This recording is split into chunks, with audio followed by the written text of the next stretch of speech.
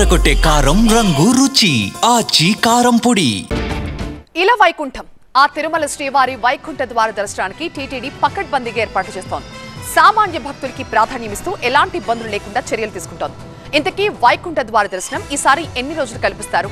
దర్శన టికెట్లు ఎలా ఇస్తారు?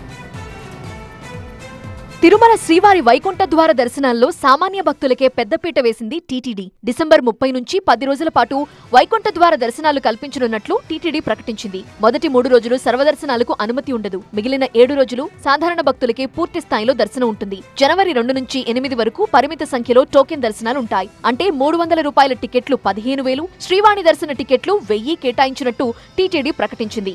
జనవరి 2వ తేదీ నుండి 8వ తేదీ వరకు ఆన్లైన్ ద్వారా రోజువారీ 15,300 రూపాయల టికెట్లు, ప్రత్యేక ప్రవేశ దర్శన టికెట్లు 1000 శ్రీవాణి ట్రస్ట్కు రెగ్యులర్ పద్ధతిలో కేటాయించాలని చెప్పి కూడా డిసైడ్ చేయడం.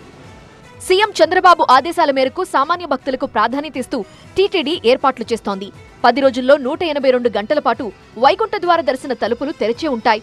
అందులో 164 గంటలు సామాన్య భక్తులకే కేటాయిస్తామని టీటీడీ తెలిపింది. దర్శనాల కోసం నవంబర్ 27 నుంచి డిసెంబర్ 1 వరకు ఆన్లైన్లో రిజిస్ట్రేషన్ చేసుకునే అవకాశం ఉంటుంది. డిసెంబర్ 2వ తేదీన డిప్ ద్వారా భక్తులకు దర్శన టోకెన్లు కేటాయిస్తారు. వైకుంఠ ద్వారాలు తెరిచే 10 రోజుల పాటు శ్రీవారి ఆలయంలో జరిగే అన్ని ఆర్జిత సేవలతో పాటు ప్రత్యేక దర్శనాలు రద్దు చేసింది టీటీడీ. మొత్తంగా ఆ 10 రోజుల పాటు 8 లక్షల మంది భక్తులకు వైకుంఠ ద్వార దర్శనం దక్కనుంది.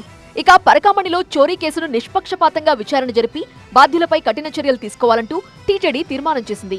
పరకామణి కేసు ఏదైతే ఉందో బాధ్యులపై క్రిమినల్ చర్యలు కూడా తీసుకోవాల్సిందిగా బోర్డు తీర్మానం చేయడం జరిగింది. ఎంతటి వాళ్ళు ఉన్నా కానీ ఆ ఒక్క ఇన్సిడెంటే కాకుండా దాని ముందు దాని తర్వాత ఇలాంటివి ఏమన్నా జరిగాయా అనేటువంటిది సమగ్రంగా దర్యాప్తు చేయాలని చెప్పేసి బోర్డు నిర్ణయం చేసింది. మరోవైపు నవంబర్ 27న అమరావతిలో శ్రీవారి ఆలయం 2వ ప్రాకారం నిర్మాణానికి సీఎం చంద్రబాబు శంకుస్థాపన చేస్తారని టీటీడీ ప్రకటించింది.